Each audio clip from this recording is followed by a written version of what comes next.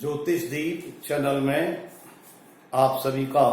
बहुत बहुत स्वागत है। जैसा कि इससे पूर्व भाग में आप व्यक्ति के स्वतंत्र रूप से व्यवसाय करने के विषय में अध्ययन कर रहे थे। मेरा मूल उद्देश्य आपको ज्योतिष सिखाना है। ज्योतिष के माध्यम से कोई भी जातक अपने जीवन काल में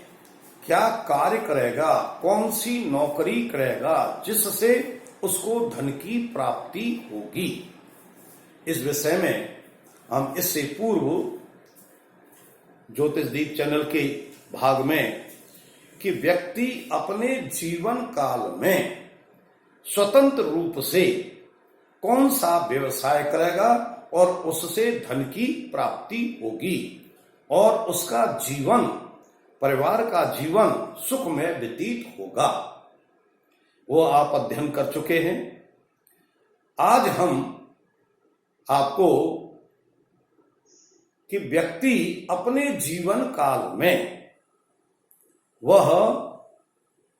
व्यवसाय करेगा, कौन सा व्यवसाय करेगा तथा उस व्यवसाय से उसको कितना लाभ प्राप्त होगा और उसका परिवार का सुखमय जीवन व्यतीत हो सकेगा। व्यवसाय अनेक हैं। एक जातक की कुंडली में से एक नहीं अनेक व्यवसाय निकलते हैं। जो अनेक व्यवसाय हैं उनमें से जातक के लिए कौन सा व्यवसाय, कौन सा बिजनेस, नौकरी विशेष रूप से लाभप्रद है, इस विषय में मैं आपको विस्तृत रूप से समझाना चाहता हूं, बतलाना चाहता हूं, जिससे आप अपने जीवन काल में उचित व्यवसाय, बिजनेस या नौकरी का चयन करके अपना सुखमय जीवन व्यतीत कर सकें। इसी के साथ में आप ज्योतिष दीप चैनल को सब्सक्राइब करें और इस वीडियो को ध्यान से सुनते हुए अपने व्यवसाय का चयन करें और वीडियो को शेयर करें। आइए हम देखते हैं कि प्रत्येक जातक की कुंडली में लगन कुंडली और चंद्र कुंडली, लगन कुंडली, चंद्र कुंडली दोनों में से कौन सी बलवान है। उस बलवान कुंडली से जो ग्रह दसम भाव में बैठा हुआ है वह उसके नवांश में किस नवांश का पति है या किस नवांश के घर में बैठा हुआ है, हम उससे जातक के नौकरी का, बिजनेस का निश्चित करते हैं। जैसे यदि लगन कुंडली और चंद्र कुंडली में से जो भी बलवान हो उससे दसम भाव का स्वामी सूर्य के नवांश में बैठा हो, दसम भाव का स्वामी सूर्य के नवांश में बैठा हो, तो ऐसा जातक अपने जीवन काल में औषधि का व्यापार, अन्न का व्यापार, सोना चांदी का व्यापार तथा ऊनी वस्त्रों का व्यापार, अथवा वह डॉक्टर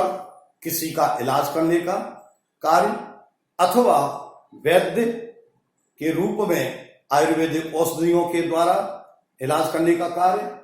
अथवा कंपाउंडर जो डॉक्टर के साथ में आधा सहयोग करता है, अथवा ऐसे जातकों में से कुछ जातक जौहरी का काम भी करते हैं। वह जौहरी का काम भी उनके लिए विशेष रूप से लाभकारी सिद्ध हो जाता है। और जिनके दसम भाव का स्वामी वर्गोत्तम नवांश में बैठ जाता है, वो राजा का मंत्री अथवा राजकाज करने वाला होता है। वह राजा का मंत्री होता है अथवा राजकाज करने वाला होता है। तथा शासन के, गवर्नमेंट के अनेक प्रकार के कार्यों को करने वाला होता है, उसकी बड़ी प्रतिष्ठा होती है, समाज में प्रतिष्ठा होती है और राजकाज में भी प्रतिष्ठा होती है। तथा ऐसे जातक जिनके लगन अथवा चंद्र कुंडली से दशम भाव का स्वामी सूर्य के नवांश में बैठा हो, वह जातक सरकारी नौकरी ही करता है। सरकार के द्वारा छोटे स्तर से नौकरी से लेकर बड़े पद तक की नौकरी करता है। इसके विषय में कि वही सरकारी नौकरी में एक 4th क्लास होता है और एक अधिकारी वर्ग होता है, जिसका विश्लेषण मैं आगे के भागों में करूंगा। वह विस्तृत एक ही विषय पर किया जाएगा। तो जिसके लगन या चंद्र कुंडली से दोनों बल में से जो बलवान हो, उससे दशम भाव का स्वामी यदि सूर्य के नवांश में बैठा है तो वह सरकारी नौकरी करेगा और उससे उसको लाभ प्राप्त होगा। दूसरा, यदि लग्न कुंडली और चंद्र कुंडली से जो भी बलवान हो, उसका दशम का 10th हाउस का स्वामी चंद्र के नवांश में बैठा हो, यदि चंद्रमा के नवांश में बैठा हो तो ऐसा जातक जल में उत्पन्न होने वाली वस्तुओं का व्यापार अथवा जल से संबंधित वस्तुओं का व्यापार अथवा खेती या कृषि का कार्य अथवा अनेक प्रकार के विलासीय पदार्थों का वह व्यापार बिजनेस करते हैं। तथा ऐसे जातकों को मोती का, जो मोती नग होता है, उनका व्यापार करना विशेष रूप से लाभकारी सिद्ध होता है, जिससे उनकी जो है परिवार का जीवोपार्जन बड़ी आराम से चलता है। तथा ऐसे जातक किसी न किसी महिला वर्ग के सहयोग से अपनी जीविकोपार्जन विशेष रूप से लाभ प्राप्त करते हैं। इसी प्रकार से यदि चंद्र कुंडली अथवा लग्न कुंडली में से जो बलवान हो, उससे दशम भाव का स्वामी यदि मंगल के नवांश में बैठा हो, यदि मंगल के नवांश में बैठा हो तो ऐसा जातक सोना चांदी का व्यापार करते हैं तथा सोना चांदी तांबा पीतल धातुओं से संबंधित व्यापार बिजनेस करते हैं अथवा कोयला से संबंधित काम करते हैं अथवा अस्त्र शस्त्र बनाने का, बेचने का काम करते हैं अथवा कल पुर्जे इंजीनियर का काम करते हैं। ऐसे जातक विशेष रूप से आज के समय में कंप्यूटर का काम विशेष रूप से करते हुए ज्यादा पाए जाते हैं और कंप्यूटर से उनको बहुत विशेष लाभ प्राप्त होता रहता है। तथा ऐसे जातक नौकरी, आर्मी में नौकरी करते हैं, आर्मी में नौकरी करते हैं और या आर्मी में नहीं जा पाते हैं तो पुलिस में नौकरी करते हैं और वहां इस प्रकार के अपना नाम रोशन करते हैं। यदि किसी कारणवश उनका यदि मंगल कमजोर है और वह आर्मी और पुलिस में नहीं जा पा रहे हैं तो ऐसे जातक फौजदारी अदालत में मुखबरी का काम करते हैं, वकालत का काम करते हैं और वकालत के माध्यम से वह दूसरों का धन लूटने का भी कार्य करते हैं तथा अपने पराक्रम से समझौता कराने का भी कार्य करते रहते हैं, जिससे उनकी जीविकोपार्जन आराम से चलता रहता है। इसी प्रकार से यदि लग्न कुंडली और चंद्र कुंडली में से जो बलवान हो, उससे दशम 10th हाउस का स्वामी यदि बुध के नवांश में हो, यदि बुध के नवांश में हो तो ऐसे जातक शिल्पी, कलाकार होते हैं, कवि होते हैं, लेखक का कार्य करते हैं तथा ऐसे जातक ज्योतिष का कार्य करते हैं, ज्योतिष विद्या में रुचि रखते हैं और रुचि रख करके ज्योतिष विद्या में दक्षता प्राप्त करते हैं और उसके माध्यम से अपना जीविकोपार्जन करते हैं। तथा इसके अलावा यदि वे ज्योतिष का काम नहीं कर पा रहे हैं तो कोई न कोई लेखक का काम करते हैं, और लेखक का भी कोई काम नहीं कर पा रहे हैं तो वो कोई न कोई वेद शास्त्रों के अनुसार प्रवचन करने का काम भी करते हैं। अर्थात आज के समय पुरोहित का काम, पूजा पाठ का भी काम करते हैं, जिससे उनकी जीविकोपार्जन चल जाता है। ऐसे जातक जो हैं जिनका बुध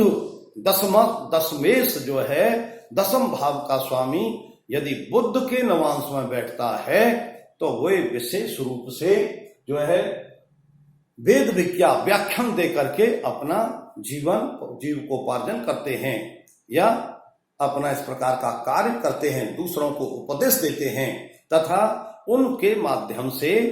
प्रवचन से, व्याख्यान से, उनके माध्यम से उनको धन की प्राप्ति होती है और अपना जीवन सुख में व्यतीत करते हैं।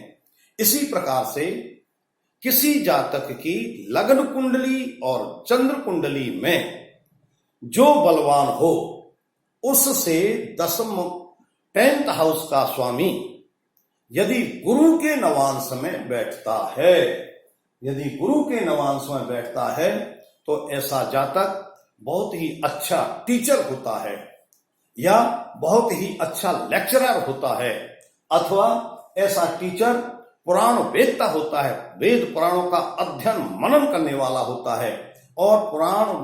वेदों का अध्ययन करके दूसरों को ज्ञान देने वाला होता है, जिससे उसकी मान सम्मान प्रतिष्ठा बड़ी फैली हुई रहती है। तथा ऐसे जातक जो है धर्मोपदेशक, धर्म का उपदेश देने वाले होते हैं तथा अपना उस उपदेशक के माध्यम से इतनी प्रतिष्ठा प्राप्त कर लेते हैं कि जिसके द्वारा उनको धन का आगमन होता रहता है और उनका आराम से जीवन का सुखमय जीवन व्यतीत होता रहता है। यदि ऐसे जातक जो हैं किसी भी तरह से यदि उनका गुरु प्रबल है, उच्च का है, तो ऐसे जातक हाई कोर्ट में या किसी कोर्ट में जज का काम करते हैं। यदि किसी तरह से वह कमजोर अवस्था का है तो वो मुंसिफ का काम करते हैं और इस प्रकार से वह उनका जीवन सुखमय व्यतीत हो जाता है। इसी प्रकार से यदि लग्न कुंडली और चंद्र कुंडली में से जो बलवान हो उसका स्वामी, 10th भाव का स्वामी यदि शुक्र के नवांश में बैठा हो तो ऐसे जातक विशेष रूप से जौहरी का काम करते हैं और बहुत बड़ी मात्रा में धन प्राप्त करते हैं, तो अथवा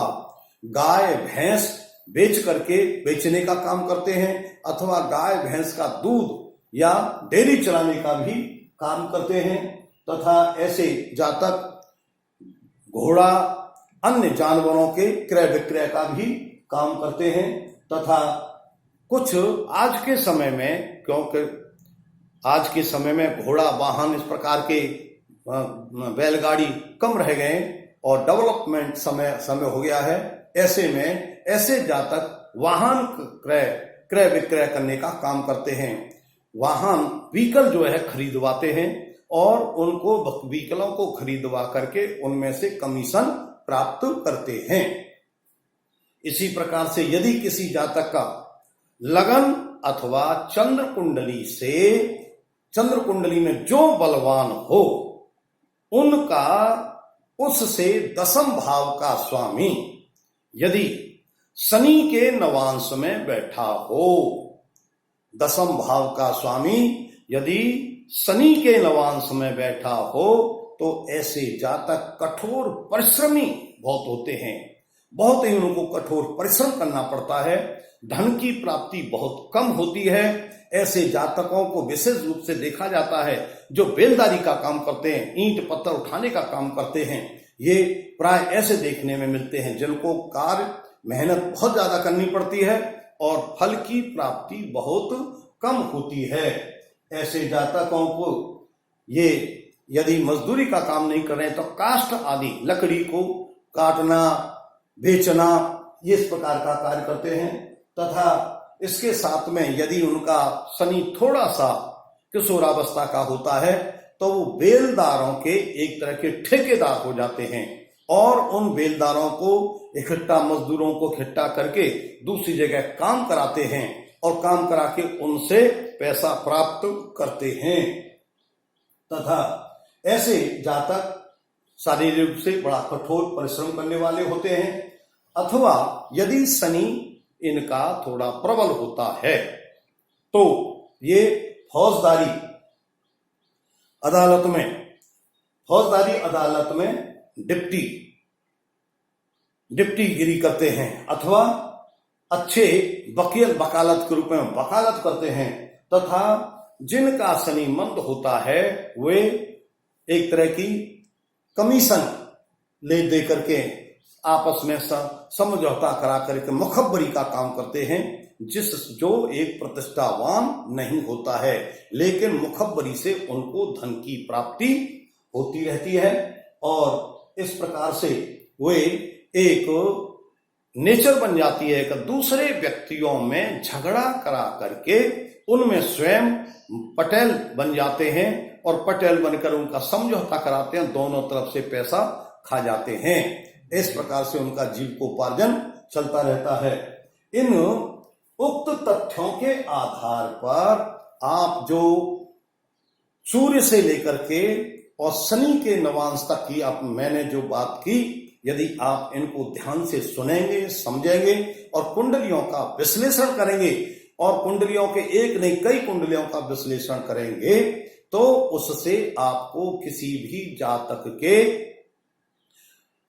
नौकरी करने का या बिजनेस करने का एक ज्ञान प्राप्त होगा, जिससे उन सब का ये विशेष रूप से आपको लाभ प्राप्त होगा, दूसरों को भी होगा। यदि इन्हीं तथ्यों के साथ पर ग्रहों की स्थिति,